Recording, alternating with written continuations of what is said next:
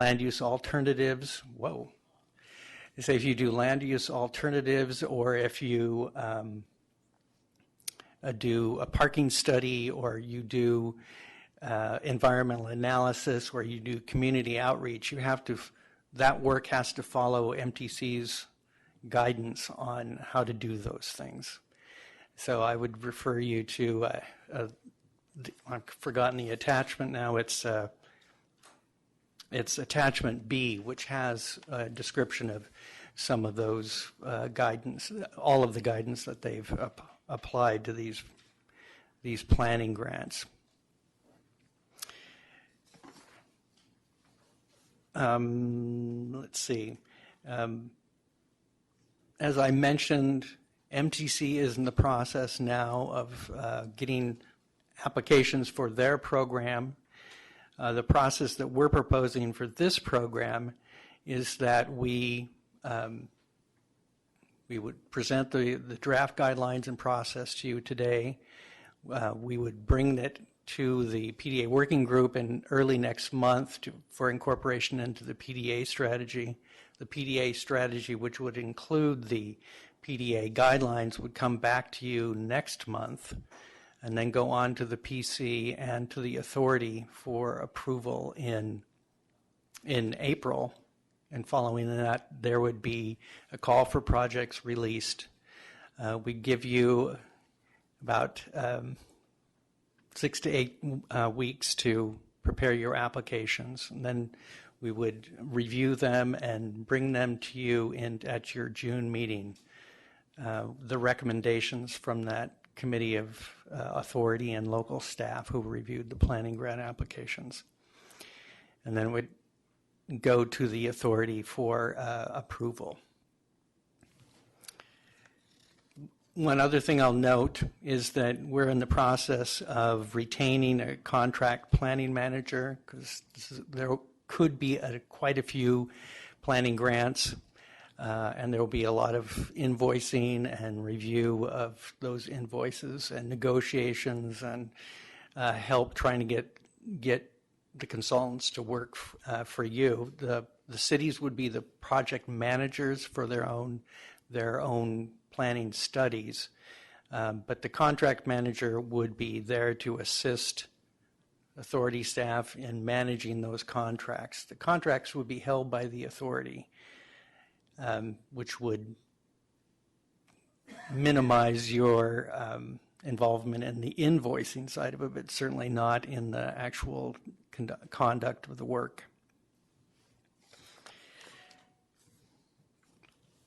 I've included in attachment A a description of the planning grant program. It includes some additions that we've made in response to a meeting that we had with the planning directors in January. There's some addition, especially on the process and how the process would be conducted.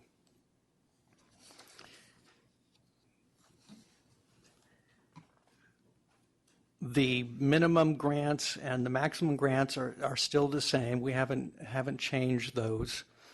The minimum grant is $75,000, which is considerably smaller than the minimum grant in the regional PDA planning program. The maximum grant is $900,000. No more than 1/3 of the available funding in this cycle will be awarded to any one single jurisdiction. $900,000 is about 1/3. There's some clarifying language. One thing about the program that we're proposing is that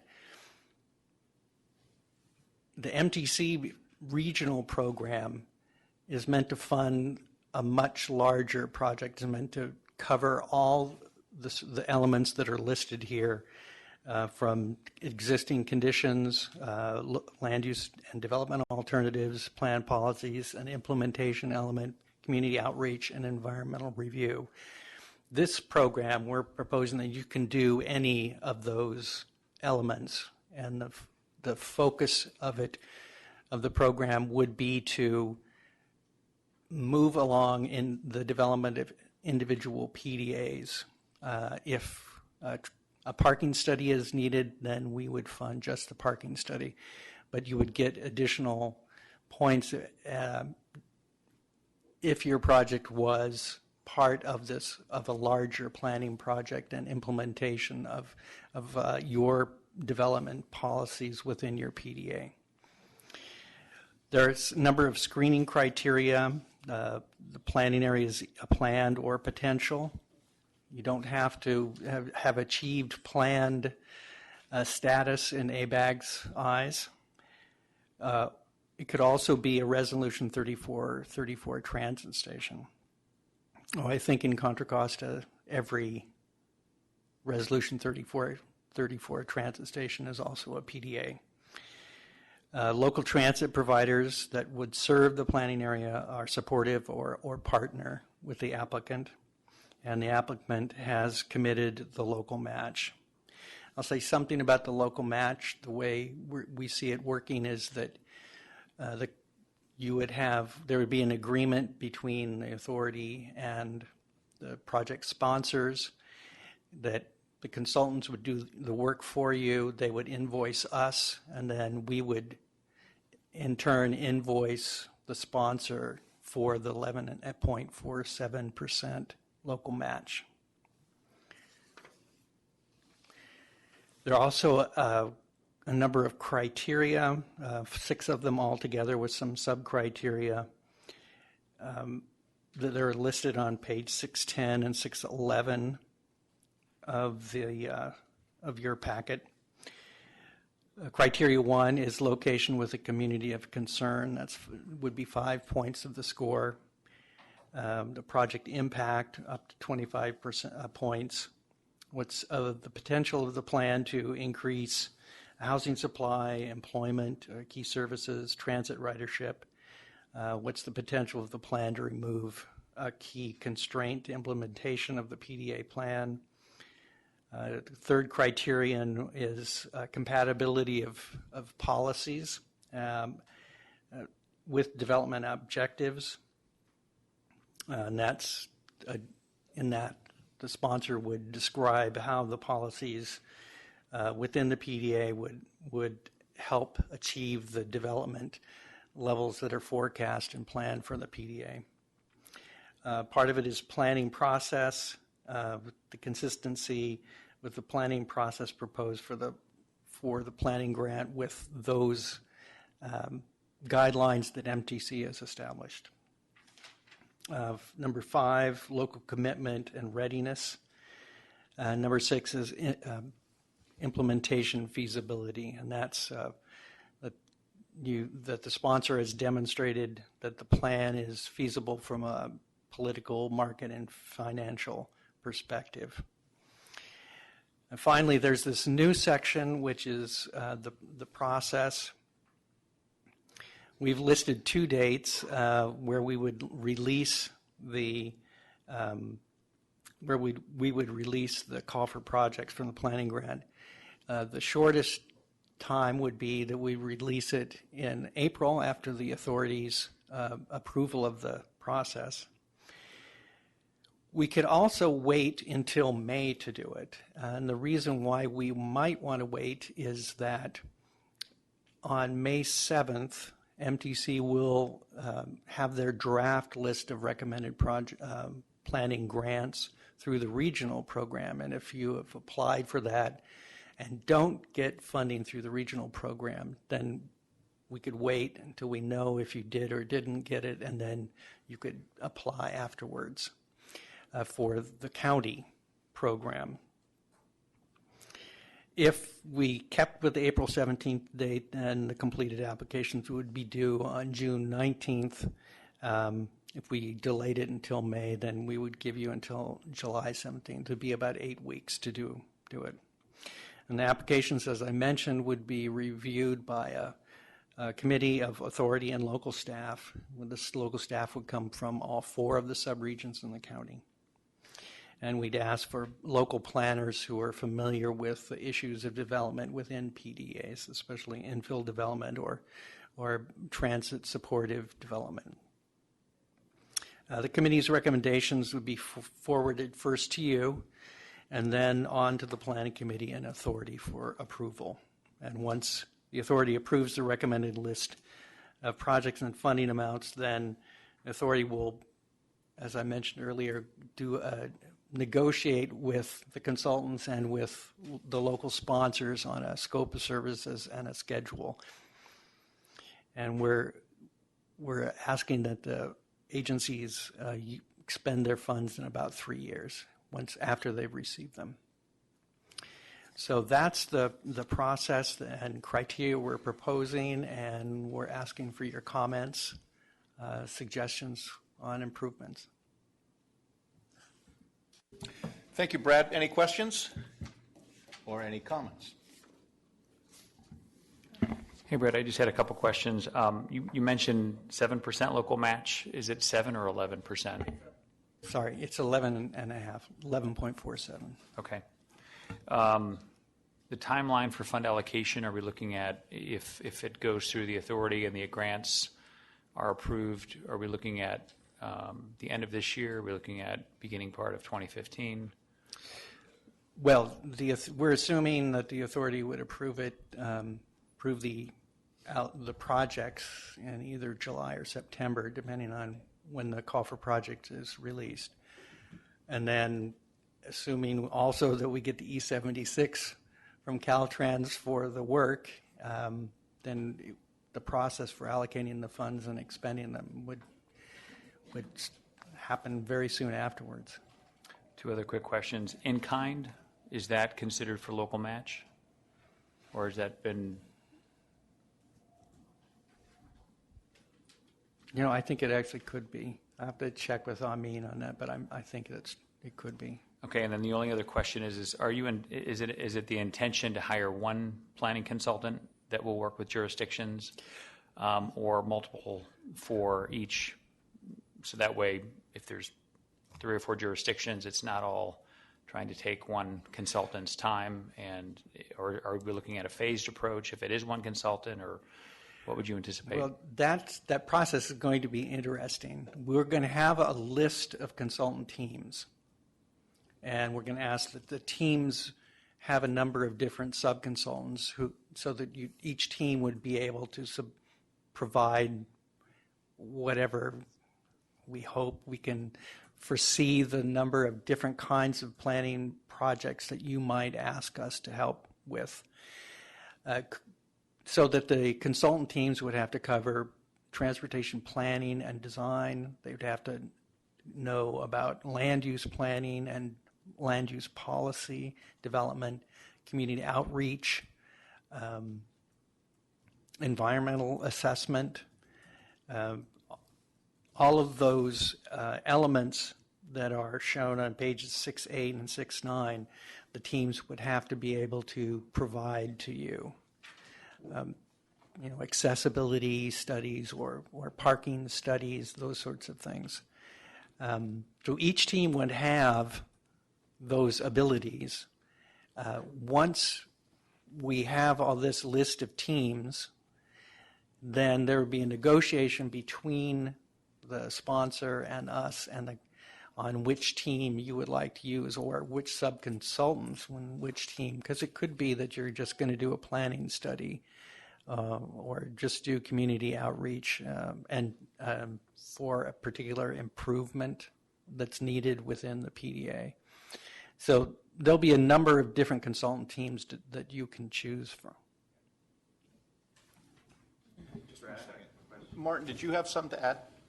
Yeah, so I wanted to go back to the matching thing. So in the scenario we have here, you'd potentially be, coming up with a project, $900,000, and then you got to cough up $100,000 match in kind. Is that a problem for a local jurisdiction? Because, like we talked to Pinole, they say we have a budget of $3 million. Say, okay, well, you're going to come up with $100,000 match, Is the match going to be an issue, the local match on this kind of money, $2.7 million? Do you have budget floating around to throw at it? Do you have staff, do you work 100,000 in staff hours on a project like this? I'm worried about the match, and I don't want it to be an impediment. We want to help you.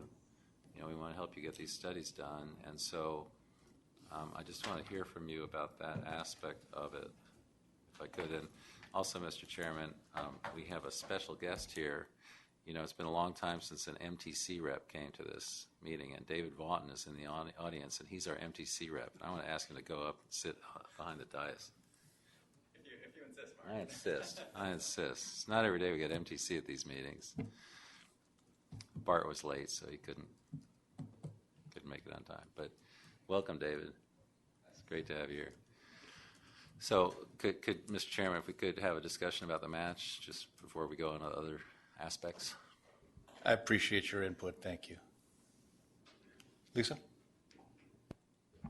Well, I wasn't going to comment on the match at this point, but I can. I do have a number of questions for Brad. And with respect to a match, I'm just one of 19 jurisdictions, but we certainly don't have money sitting.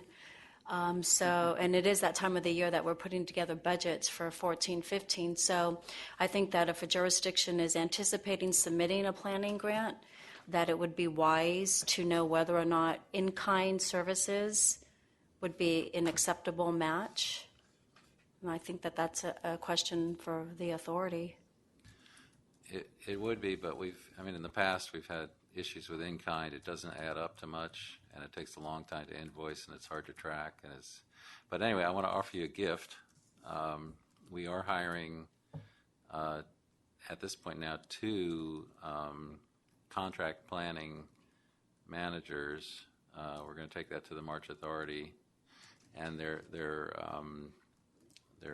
kind of sole proprietors or very small firms, single people. We haven't announced the results yet, but we did an RFQ, and we asked for contract planning managers that would be able to work as an extension of authority staff to come to all your PDA meetings. We expect there are going to be a lot of these meetings. Every city that has a planning study is going to have a meeting with the consultant, and basically you're looking at Matt left, but you're looking at the planning division here. We don't have enough resources to cover all those meetings, but MTC wants us to. And so this planning manager would be the consultant manager and also attend your meetings on behalf of the authority. And we're proposing to use local Measure J funds for that to the tune of about $200,000. And so that would offset at least part of the match. And then if you could come up with the rest, we'd be able to help you out. And that's not written into this yet, but we're just kind of trying to figure this out as we go along. Are you saying the $200,000 for those planning? Your mic's not on. Are you saying that the $200,000 for those contractual planning folks would be part of the match that we're looking at for the whole $2.7 million? Yeah, we could.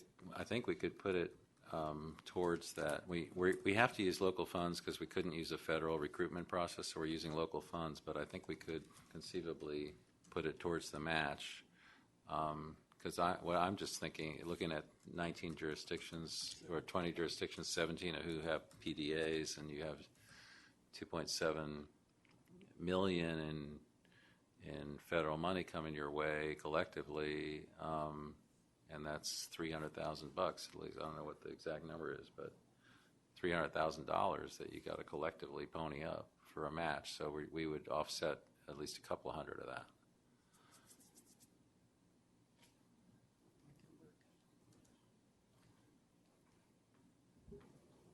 Well, we'd have to work it into the guidelines.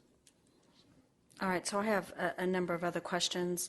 Well, my first question was going to be what the timeline and schedule was, and you handed this timeline out today, so thank you. I appreciate that. So the second item under the PDA working group reviews PDA criteria and process, you have March 10th through 12th. So is that when comments on this document are due? No. We're going to take whatever comments you make, work it into another revision of what you see in your packet. It'll go to the PDA working group, and then it will come back to you as part of the PDA strategy next month at your next... March 20th? Yes. So if we do have comments, when are comments due? Today? Well, you can make comments today, and you can make comments next month. Okay. But if we make comments, I guess what I'm trying to do is define the deadline date to submit comments on this document so they get incorporated, and then it's reviewed by TCC on March 20th. I'm assuming March 20th is the final date to review the final document? Yes. Yes. So then comments are due, I would, I mean, if you want it, it's easier for us, obviously, to work your comments in a thoughtful way if we get them earlier. So if you could get them to us, by the beginning of March, then we can work it into what we give to the PDA working group. okay, and then our comments, are you looking for comments from each RTPC or each individual jurisdiction, or does it matter? I don't think it matters. Okay, because I'm assuming from SWAT, I believe SWAT collectively will have comments, and so we will meet March 3rd. We can certainly generate, I'm looking at my SWAT colleague, and we can certainly generate comments if needed at the March 3rd meeting and then forward those to you. Okay, very good. And then my second question is, under TCC subcommittee reviews applications, when will you determine who that TCC subcommittee is or is made up of? Well, I was thinking of doing it in April, right? Which is be the day that we actually release the call for projects. And it'll be from this group? Not necessarily. As shown in the draft guidelines, we're looking for people who are familiar with the PDA planning process and infill development more generally, who would be familiar with the kinds of planning grants and needs for planning in infill developments. They wouldn't necessarily have to be members of the TCC, but they would have to be local staff. Okay, and then ultimately, is it TCC or the PDA working group? The PDA working group is That makes not the involved. final? They're not involved in that. They're only meeting once. And that So is to it's- review the PDA strategy. Okay, just the strategy, not the Yes. applications. Okay, so then TCC has the ultimate approval of Well, the authority does. Well, I understand that. Sorry, misspoke. So TCC has the ultimate recommendation to go before the planning committee and then the authority. It would go from the subcommittee that reviews the applications to TCC, to PC, to authority. Okay. All right, thank you. Any further questions? I have one back here. By the way, my name is... Talking to Mike. Oh, wait. Uh-oh. I'll stand up. But we need to get it into the mic for the rest. Should I get it into the mic? Yeah. Get your mic. We got a mic here. Yeah, we've got a mic.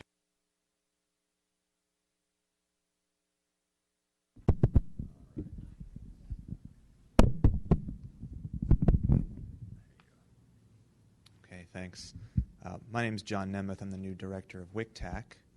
And this information may be in here somewhere, Brad, and if so, I apologize. But I was just curious about the study area, and do these plans need to be entirely, do the boundaries of the study area need to correspond exactly to the PDA boundaries, or can the study area fall a little bit outside, or does it need to be entirely within? Just a little bit curious about study area with these. Well, let's see. This first screening criteria is the planning area is a planned or potential PDA. That's the criteria as it's written now. And that is the planning and development of the PDA is the focus of this program. The TCC could recommend that the study area could extend beyond the boundaries of the PDA. That's certainly a possibility, though the focus of the planning has to be the development of the PDA.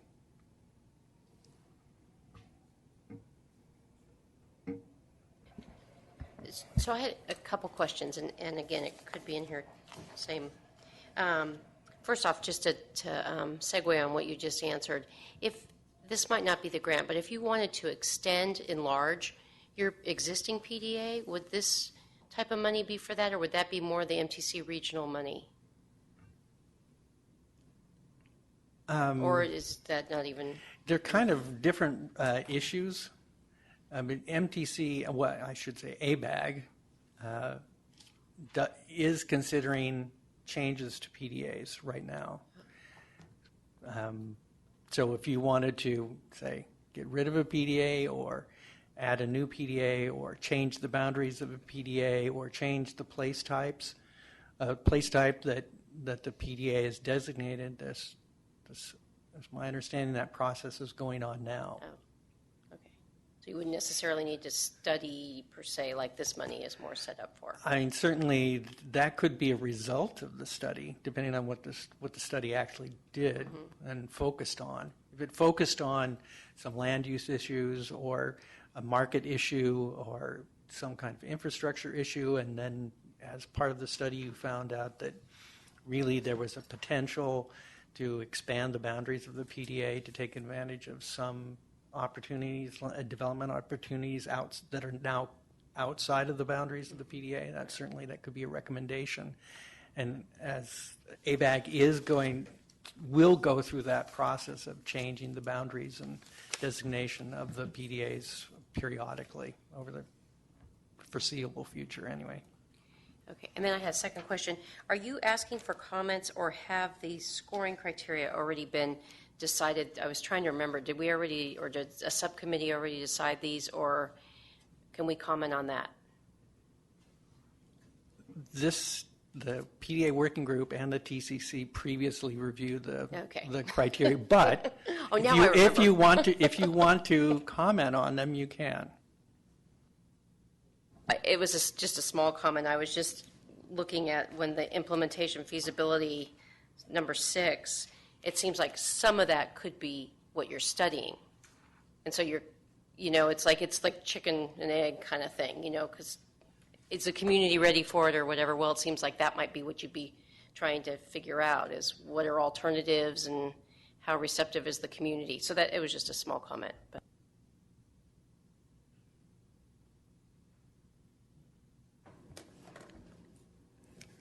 I had a follow-up question on the study area. I didn't completely follow Brad. I'm just following up on John's comment. So if we were to do a traffic analysis or a circulation analysis or parking analysis within half-mile radius of a transit station, which is within our PDA, but our PDA is only like 2 blocks. Officially our PDA is only like 2 blocks wide. That would qualify? Is that? Well, I think that we would have, if you think it's a good idea to allow an expansion of the study area, as long as it's focused on, does the TCC think that's a good idea? We can work that into the criteria. I think it's necessary when you're doing a parking analysis or a transportation analysis around a BART station that you at least go half a mile around that BART station. And your PDA is not always, officially within that, it's not that large. So I would recommend that it be that study area definition or be expanded. Am I seeing nods or? It kind of mimics the OBAG when we were doing that. If it served the PDA, remember there was the criteria as we expanded Yes, out. We yes. could follow that. Just as an idea. And I just wanted to make another comment about Martin's offer to provide the consultant's contract as a local match. I think we do need it. We don't have any money really sitting around, and we're going to have to, try to find as much local match that we can. So I'm definitely in support of that being added to the program.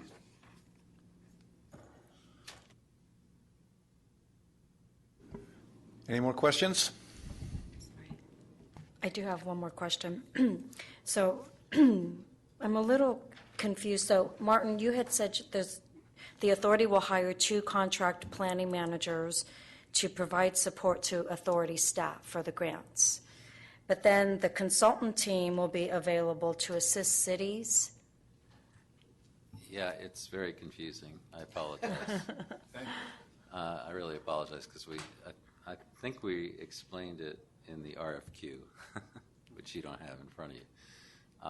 But we have $2.7 million in planning grants. We are going to release an RFQ, and we're going to create a list of big consulting teams that do planning and housing and all kinds of traffic and all kinds of things where they're really capable of studying your PDAs and doing your PDA studies. And the size of those studies will range from 75,000 to 900,000. We're going to create this list of qualified teams, and then we will broker the teams to your needs. So if you like team number 3, we can give you team number 3. We have to figure out what the priorities are, but supposedly the consultants would appreciate it if team number 1 got the first job.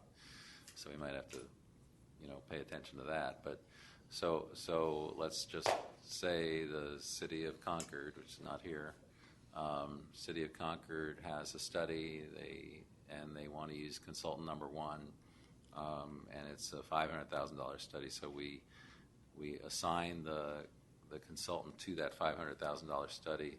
The authority contracts with that consultant. The authority pays that consultant. The authority's got the E76 for this $2.7 million. All the city has to do is agree to work with the consultant to do the study. MTC is requiring that the CMA be involved with this, that the grantor be involved with this, and so when the city of Concord has a meeting on this PDA, who's going to go? Am I going to go? Is Brad going to go? Is Matt going to go? And then picture that there are 17 of these things going on, possibly. Who's going to go to these meetings? Who's going to cover it? Who's going to watch that consultant? And that's where these 2 contract planning managers come in. They are hired under a separate RFP. We've already gone through the process. We've already selected them. We haven't announced it yet.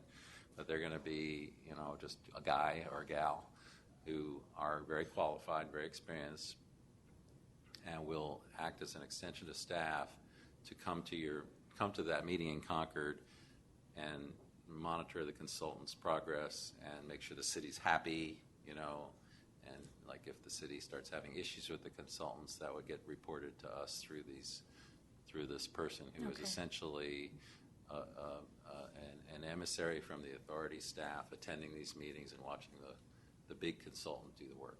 Okay, thanks for that clarification. So then my follow-up question is, who will sit on the review, on the review team for the consultant group, the selection of the consultant team? So Not the project manager, planning manager. So for that one, we have actually direction from PC that it include representatives from all 4 sub-areas. Okay. And I think, did they say the RTPC manager or just representative? Okay, so we will make sure, so we can decide if we want to have a really imposing panel of 8 plus 2 authority members. You'd have 2 from WICTAC and 2 from Central and 2 from East, or if you want to have 1 from each, I would prefer 1 from each. Just makes it a little easier to manage the panel. So it'd be 4 staff, 1 from each sub area, and we can add to that. I mean, probably an authority staff person would be in the room, I would think. And then if we wanted to have another agency, we could have that as well. If we wanted to have MTC on the panel, we could add that as well. But at a minimum, it would be representation from all 4 sub areas in equal number.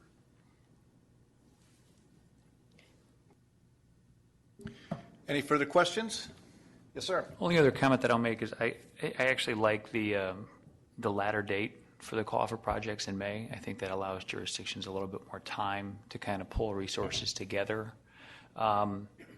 Potentially what I can see here is I'm looking at the MTC release of their recommended projects happening 3 weeks later after this call for projects. So it's conceivable that a jurisdiction in Contra Costa County could be one of the recommended projects, and they could be duplicating their efforts. They could be spending a lot of staff resources trying to pull together 2 applications to go on a parallel track, which may not necessarily be a bad thing.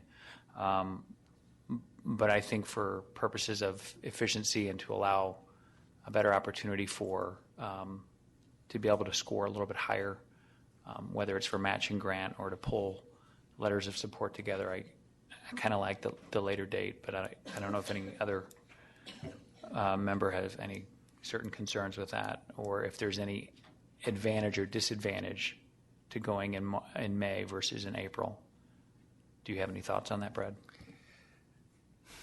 Only the ones that you mentioned that we'll know on collectively, we'll know on May 7th what projects MTC will be recommending. The staff will release the list on May 7th. It'll go to their PAC, I think, on the 14th, and then to the full commission on the 28th.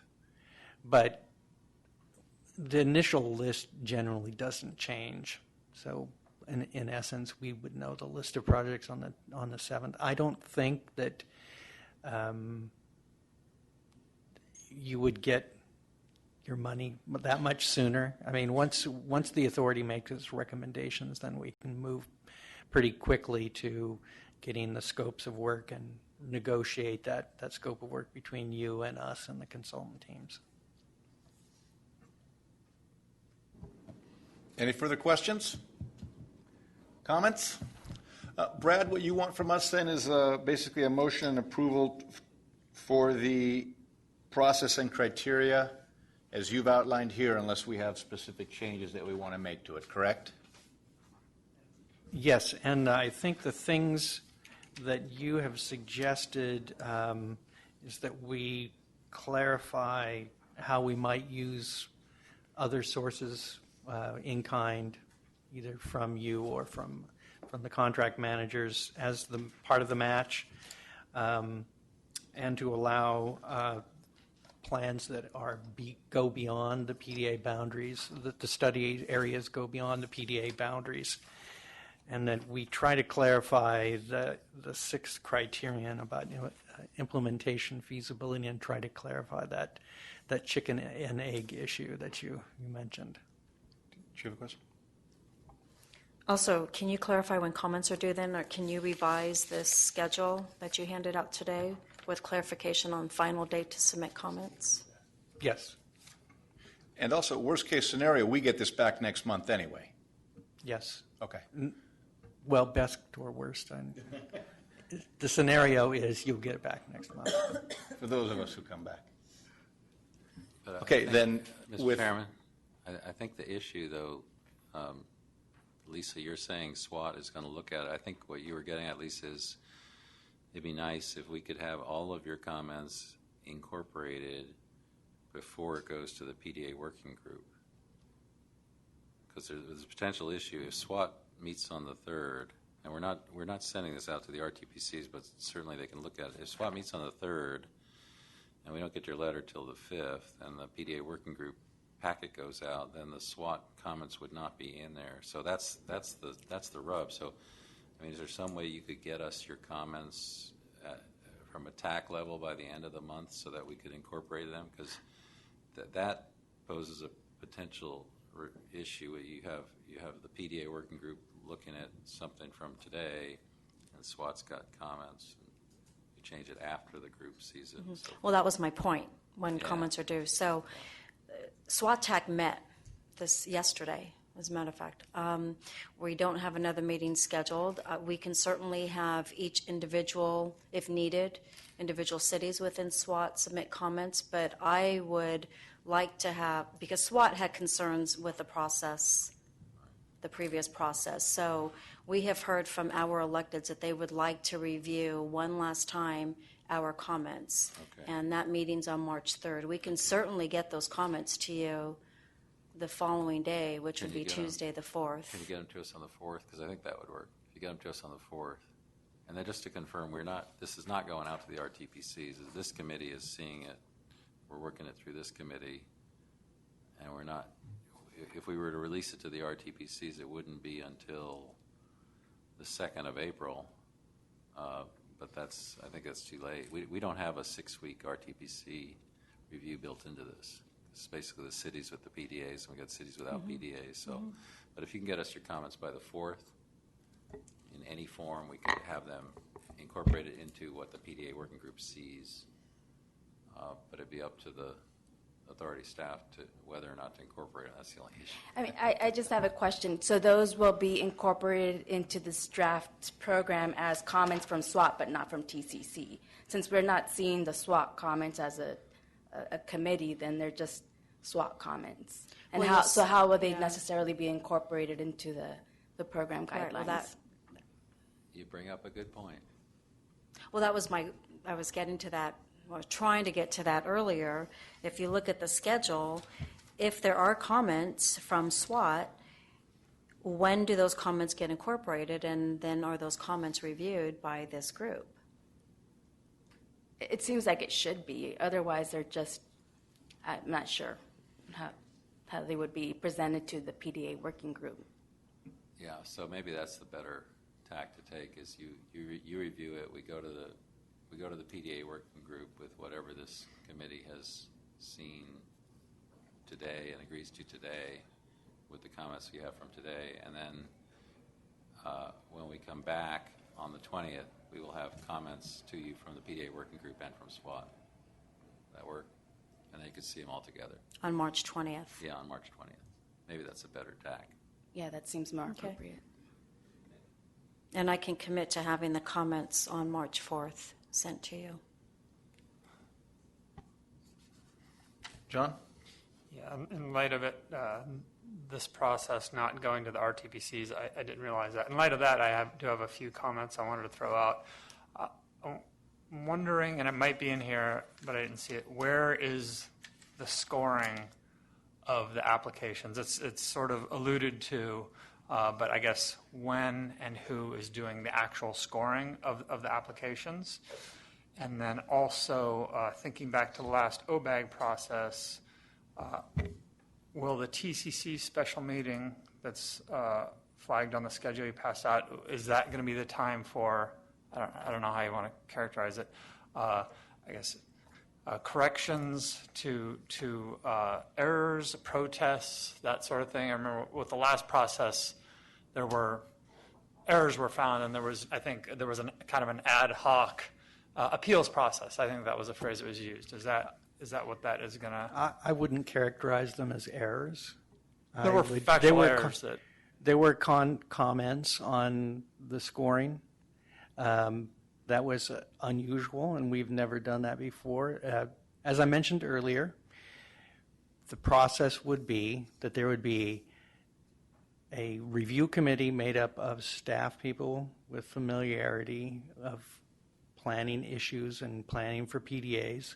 They would be local staff people from the 4 sub-areas in the county. They would review and score the projects. Their recommendations and scores would come to this committee again, and your recommendations would be sent on to the planning committee and the authority. I think maybe we should clarify the line here. It says, everybody have the schedule? So it says 6:16 to 7:2. It says TCC subcommittee reviews applications. That's really reviews and scores, John. And I think, just to clarify, the subcommittee is appointed by this committee, but if you personally didn't want to serve on it, but you had a staff person that was really good at this PDA stuff and you wanted to assign them, that's what we mean by other staff. You would be picking the other staff. You on this committee decides who the subcommittee is.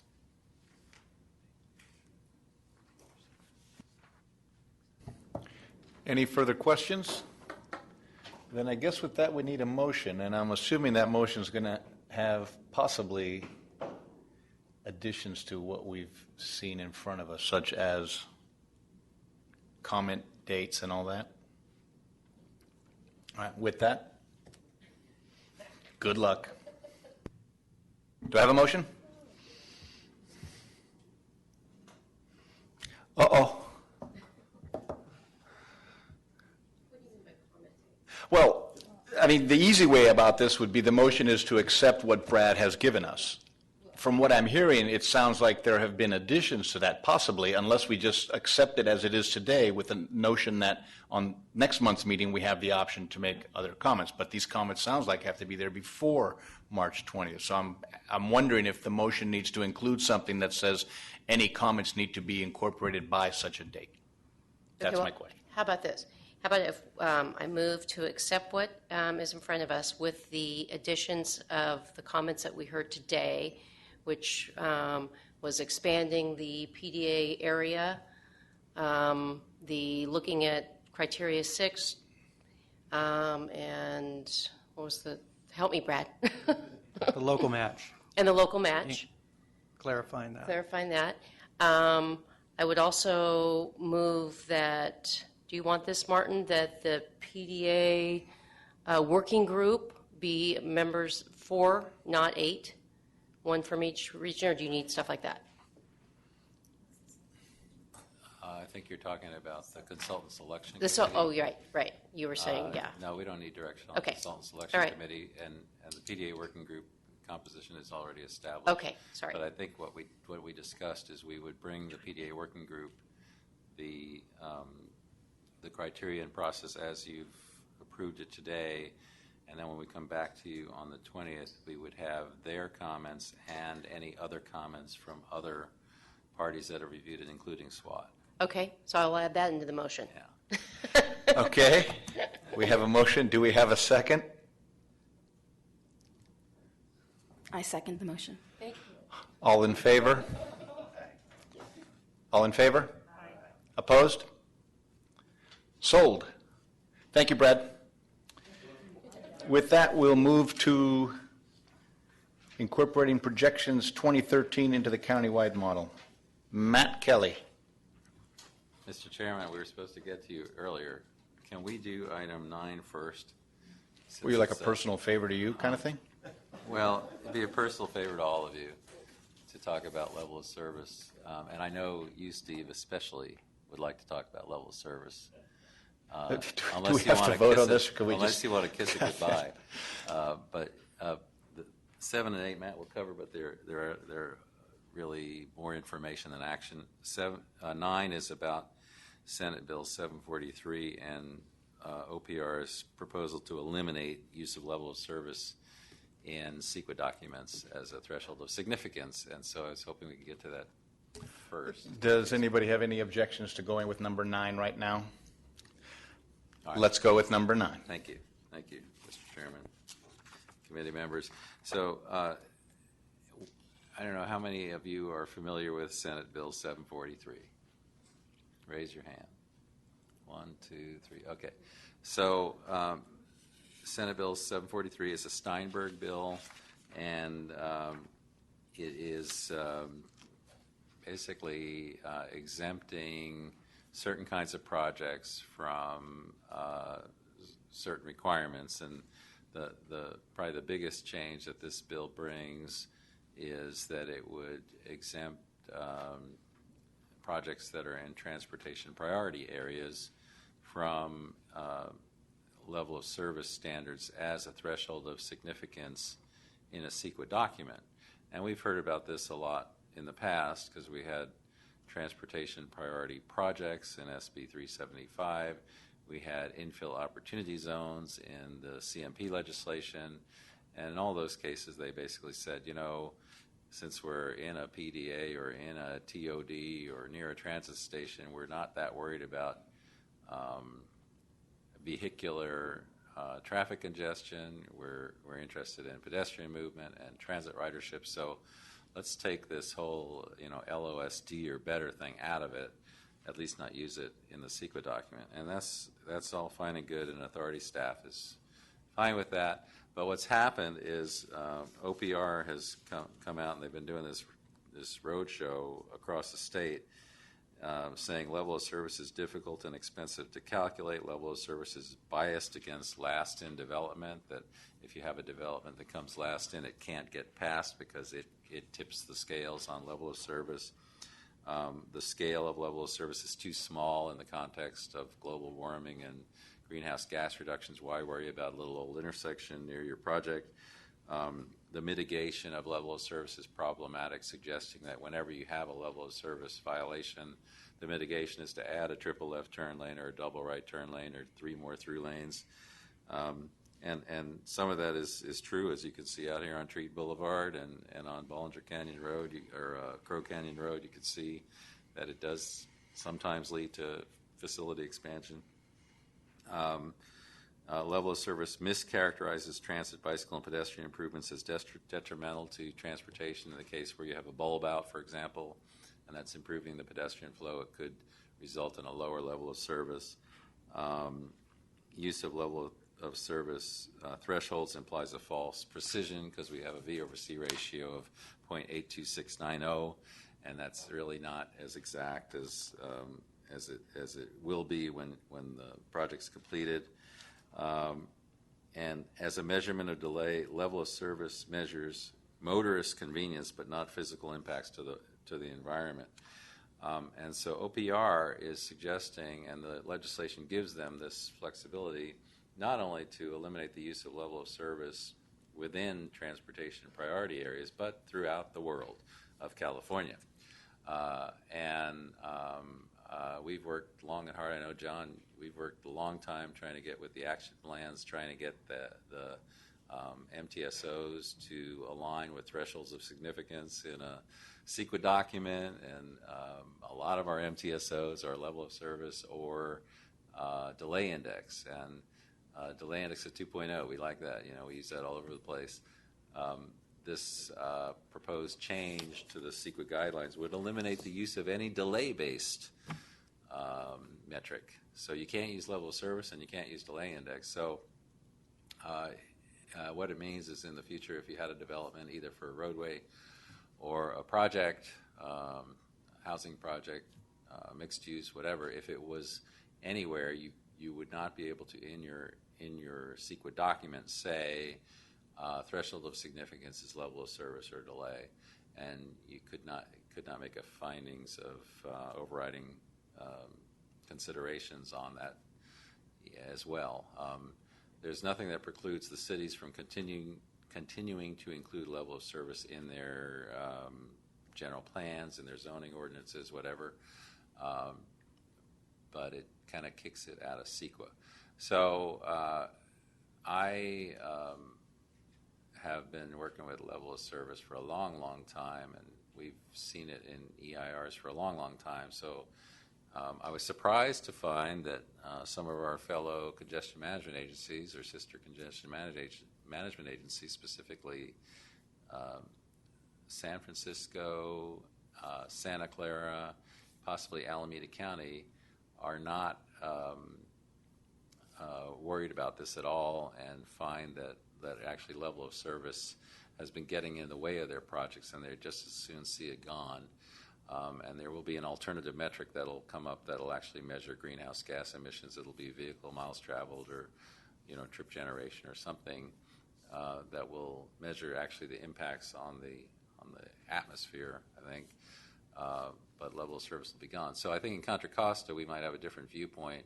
We did do a poll, and there's a handout. We did a survey, and thank you all to those of you who responded to the survey. And we asked if you're familiar with SB 743, and 50% were somewhat familiar. About 75% were very or somewhat familiar. Only 5% hadn't heard of it. Does your local jurisdiction use LOS as part of the CEQA process? And about 90% said yes. Would your local jurisdiction support eliminating use of LOS or delay-based measures everywhere instead of just in TPAs and IOZs?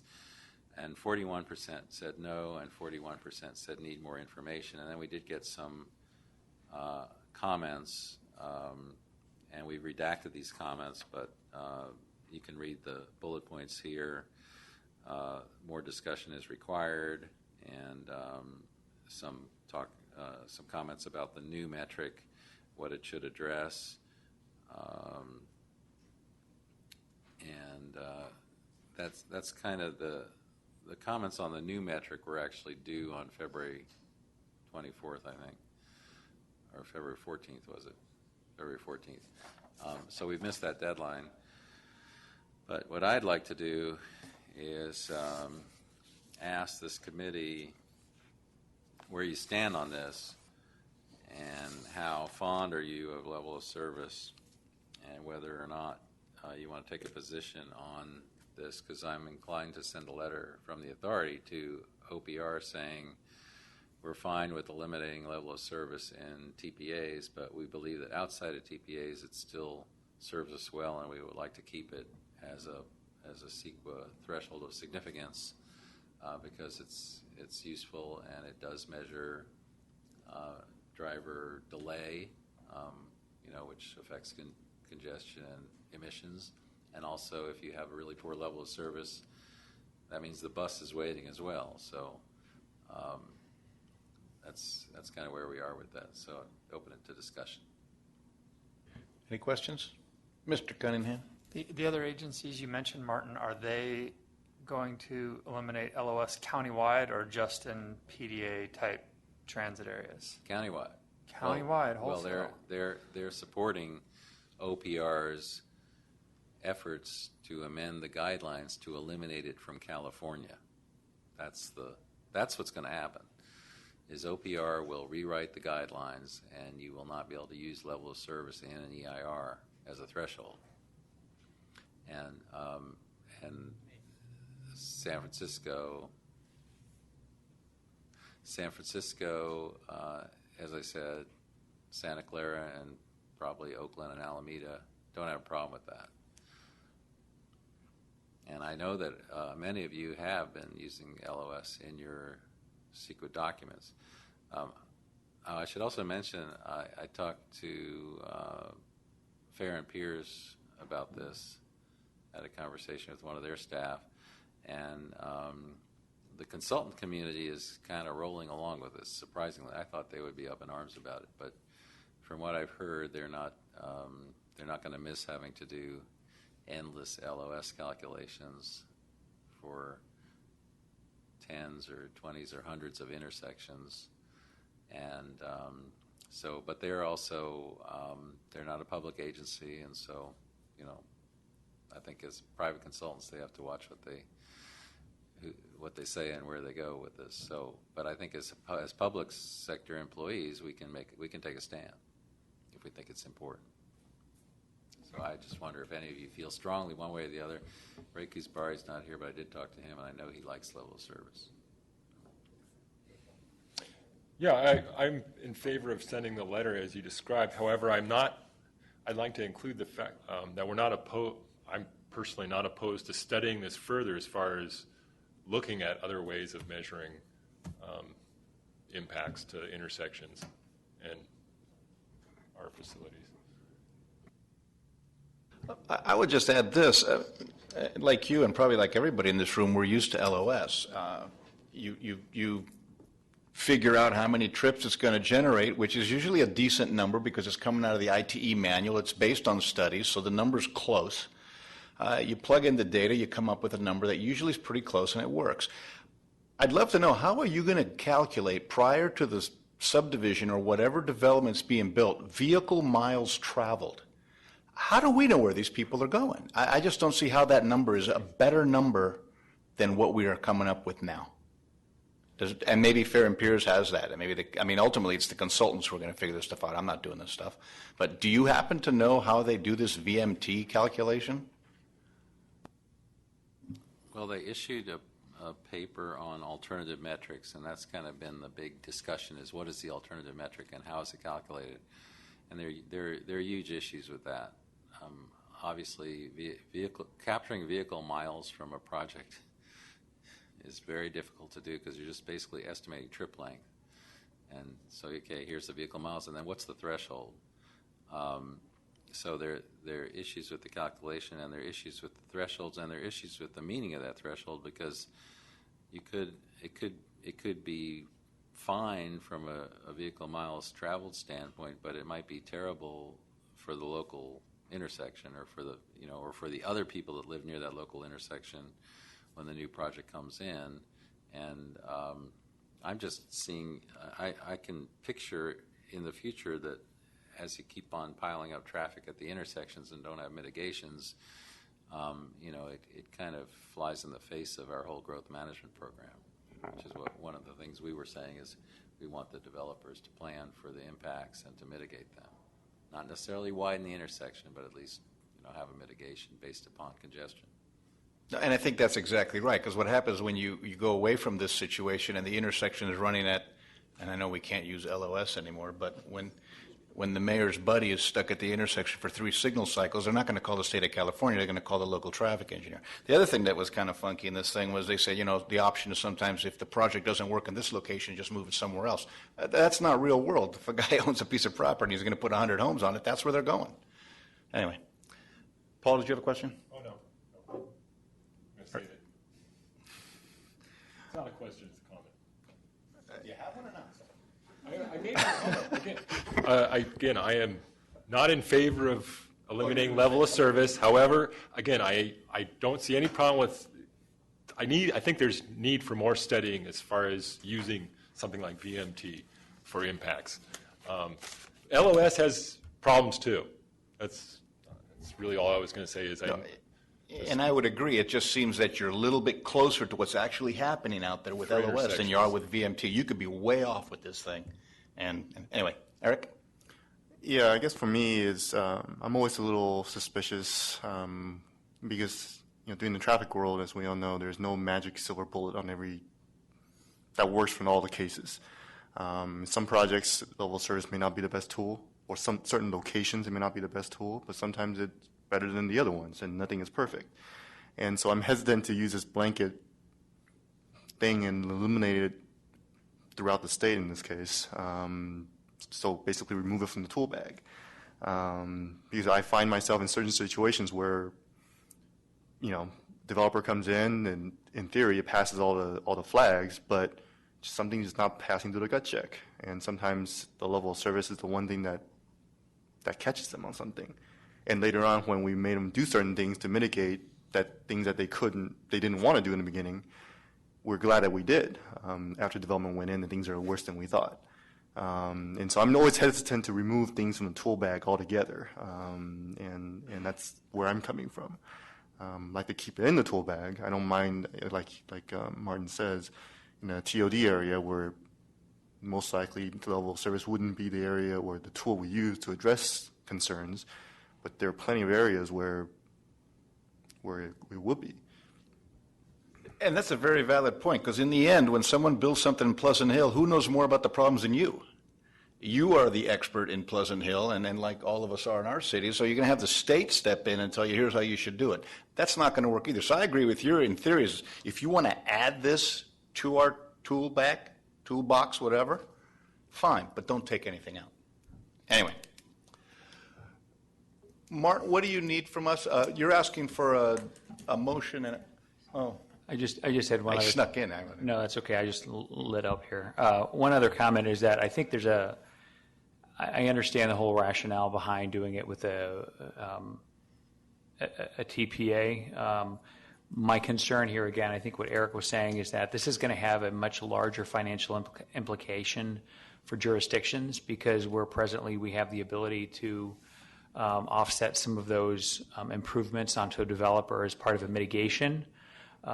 We'll be precluded from doing that now, and it'll basically all of those improvements that would be surrounding a development would then get handed off to the local jurisdiction to make without any assistance from the developer being able to mitigate those impacts. And so I think there's the other twist to this, which is that it's outside of just LOS and what it's going to do for the cycles for travel and congestion management. There's a financial implication to this as well in allowing us to not get the timely improvements when projects come online. That would be my comment. I just want to add, or just ask, I was assuming that the alternative metric that's identified would still allow us to be able to identify the appropriate mitigation measures, but on a more multimodal basis. So I'm definitely feeling that in transit priority areas or TODs, yes, it is appropriate to not use LOS, but supplement it or use alternative multimodal level of service metrics. And so what I would say is that if the CCTA is going to write a letter saying they want to keep LOS, they also should say that we're, as a CMA, looking at other multimodal performance measures to include in the CMP, and not just the vehicle LOS. Yeah, I've had a few questions start to pop in my head with all the conversation. One would like clarification. I think I know the answer to this, but even though it's removed from CEQA, that wouldn't preclude locals from continuing to require LOS analysis. And even if that is the case, as you talked about earlier, Martin, in earlier discussions on the multimodal transportation service objectives, I think there was a strong push, I think at the TCC, to have consistent requirements with our traffic study. So we don't, in our traffic study, we don't have a CEQA section of our traffic study. Then we got to go to the section that is consistent with the CCTA technical procedures, which is what we rely on at the county. That's very easy for us. So if that did change, I guess I'm asking, would you then alter the technical procedures to the extent necessary to be consistent with the level of service being removed under CEQA?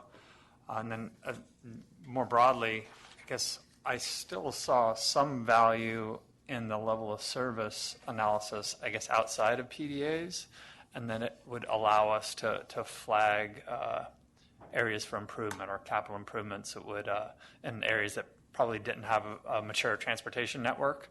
So, there's still quite a bit of greenfield development going on in the county, and just, I guess, a wholesale removal of level of service in this county, which with its kind of diverse areas to be developed. I don't know. I guess I haven't wrapped my head around that quite yet. And then, is there any discussion on any possible, I guess, cascading effects of the removal of LOS, for example, and establishing fee programs and doing the engineering studies to establish fee programs? I'm probably getting a bit ahead of myself here, but the questions start to raise more questions with me. And then last one, I thought the VMT was already a possible output of our current four-step model.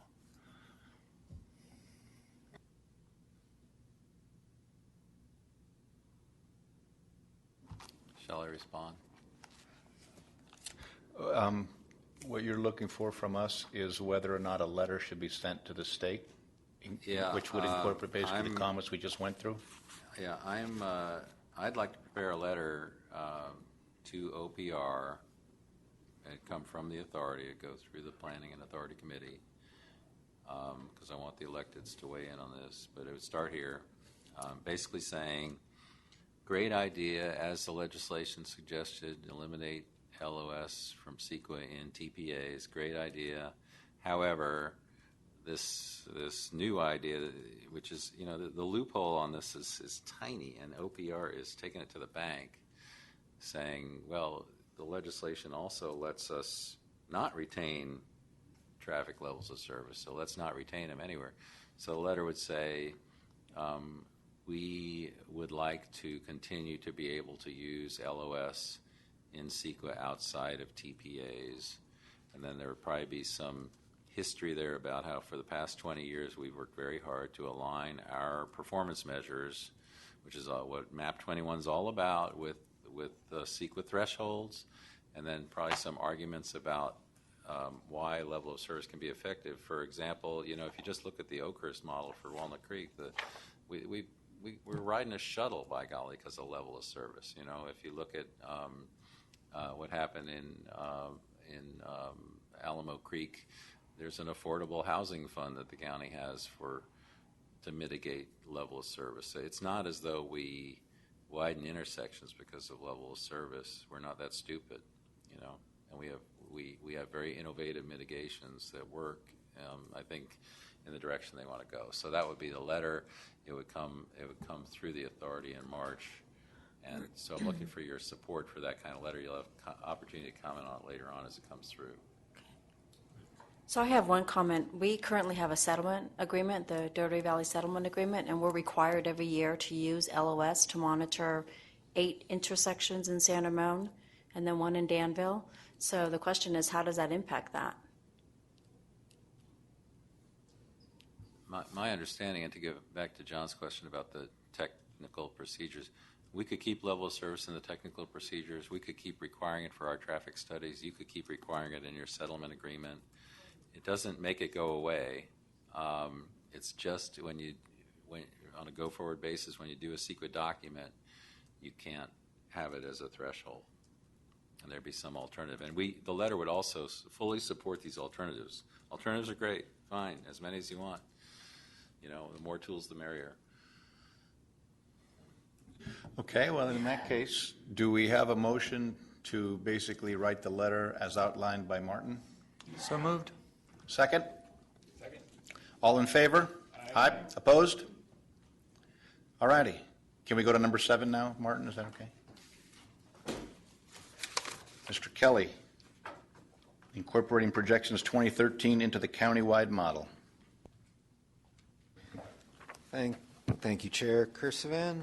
Let me get to the right page. I'm going to go real quick on the last two because you guys probably have places to be.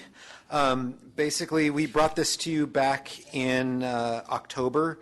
As a CMA, we need to be consistent with our model needs to be consistent with what's in the current RTP, Plan Bay Area, which was adopted in July.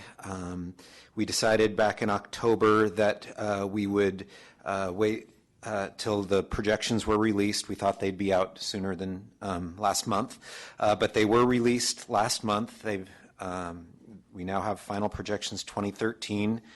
We're in the process of taking them from MTC's zone system, which is roughly equivalent to census tracts, and disaggregating them down to our 3,100 traffic analysis zones. And at that point, which will be in the next couple of weeks, we will be shipping all of that jobs and households data by zone out to each of the individual jurisdictions. We won't be going through the RTPCs. We'll be going directly to the jurisdictions and asking you to review the jobs and households data at the TAZ level. And we will be providing staff and consultant support on that should you guys run into any issues. I know, city staff resources are limited. We understand that, so we'll do our best to make sure you have the support you need to work through these numbers. We want to concentrate on the PDAs that they are allocated correctly, and what this allows us to do is have a corrected 2010 base based on the 2010 census, and so we'll be asking you to really look at the PDAs and the forecasts for years 2020, 2030, and 2040.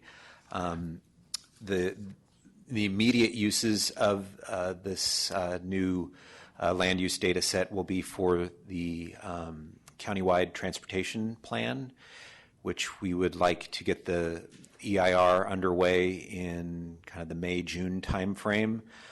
So that's the deadline we're running up against. Also, MTC is asked to use this updated model for their testing of the hot lanes, the express lanes on 680 in the southern portion of 680. So, and they need it by the same time frame. So basically, there's a schedule on page 7.3. Basically, starting, like I said, in the next couple of weeks and going through mid to late April, we will be asking for your comments on the land use allocations. We'll then take those numbers, finalize them, and hand them over to our consultant to incorporate into our travel demand model, and hopefully have a model ready to go for the CTP, the hot lane studies, as well as any traffic impact studies or general plan amendments, whatever the cities use the model for, starting in June. So that's the plan for that. And basically the recommendation is just that we commence a local review of TAS level jobs and households data. Any questions? Any questions? So basically, you need a motion for us to recommend distributing for comment, correct? Yes. All right. Do we have a motion? So moved. We have a second? All in favor? Opposed? Passed. Are you going to, you got number 8 too, right? I do. Review the draft 2013 CMP? Yes. Thank you. Yeah, basically, there's 2 items, 2 monitoring reports here. You've seen most of the data. Back in July, we gave you a summary of the CMP, the Congestion Management Program monitoring results, where we showed you the 2013, back in LOS land, we gave you all the intersection LOS for the CMP intersections around the county and the freeway segment level of service, comparing the 2013 with the 2011 data. So now we've got it in a report. We've got the full appendices that have all the count sheets. So you guys, if you have a traffic study and you need recent data for a traffic report, that data is there for you to use. So all that will be posted on the website. That's the CMP side of things. The MTSOs, there's a separate report for the monitoring of those. If you've been involved in the action plan updates in your local RTPC, you've probably seen the MTSO monitoring. So this report just combines all of that together and also compares the 2013 results with the last MTSO monitoring, which was from the 2009 report. So all of that is available for you, and as well the appendices that contain all the count sheets and calculation sheets. The MTSOs, it's not just level of service, as you guys know. There's delay indices, peak loading factors on BART and Lamarinda, average speed on a lot of arterials, especially in Central County, HOV lane usage on some of the freeways, average vehicle occupancy on some of the freeways, among others. So, like I said, those reports are posted. The appendices are available for your internal uses, and basically all I'm asking from you today is that we release those for comment. You can comment on the reports themselves if you see any. I don't think there's any real controversy there. It's just kind of summarizing what's in the, what we found in the data. And but feel free to comment if you have anything, or if you see anything weird in the calculation sheets. You can let us know on that as well, and we'll issue a final report on those once we've got comments back. Any questions? No questions. Do we have a motion? Move staff recommendation. Second. All in favor? Aye. Opposed? Sold. Thank you. With that, we will adjourn to March 20th.